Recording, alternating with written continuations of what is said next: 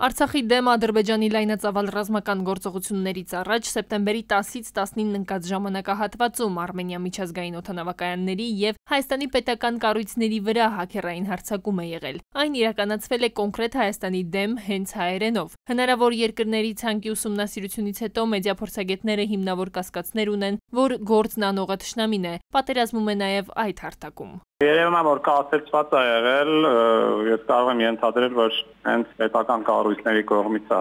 կասեցում եղել։ Խոսքը գնում է ամենայն հավանականությամբ թիրախային աշխատող ու մեծ հավանականությամբ ինչ-որ պետության շահերը սպասարկող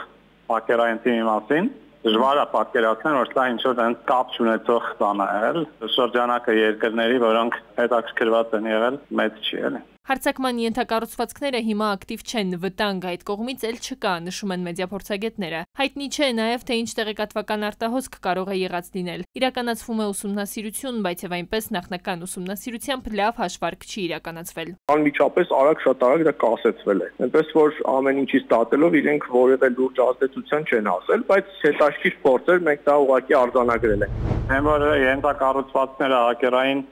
կասեցված են, ենթադրում եմ, որ ինչ-որ պահից ապանվել է հաղթակում։ Նախքան իսկական զենքով կրակել է թշնամին նախ հիբրիդային գրոհ է սկսում։ Փորձագետներն ասում են, դեռ մի քանի օր առաջ տարբեր հարթակներում ապատեղեկատվության մեծ հոսքը թույլ էր տալիս ենթադրել, այնուամենայնիվ որևէ կերպ Ադրբեջանն ակտիվություն է ցուցաբերելու, հայտնի վարքագիծ է։ Ադրբեջանցիները շատ ինտենսիվորեն օգտագործում են նաև Pegasus կոչվող կիբեր զենքը, դրանով վարակում են բարձրաստիճան պաշտոնյաների, լրագրողների, իրավապաշտպանների, ինֆորմացիա տիրապետող անձանց եւ այդ տեղեկատվությունը հետո փորձում են օգտագործել շահարկել եւ անմիջական, որպես լրտեսական ռազմական գործողությունների համար եւ նաեւ հիբրիդային ինչ-որ գործողությունների նպատակով։ Մասնագետների դիտարկումներից մեկը եւս ուշագրավ է։ Այժմ ապատեղեկատվության սկզբնաղբյուրը միայն թշնամին չէ, թե հայկական, թե ռուսական կողմից են ապատեղեկատվական մեծ հոսքեր լինում։ Առաջ հիմնական մենք գիտենք, որ ասենք ադրբեջանցիները ինչ-որ ֆեյք են տարածում, չգիտեմ ինչ, ասենք մերոնք հակազդում են, մերոնք էլ իրանց ֆեյքերն են տարածում։ Այս անգամ նաեւ այս գործին լծվել են, չգիտեմ,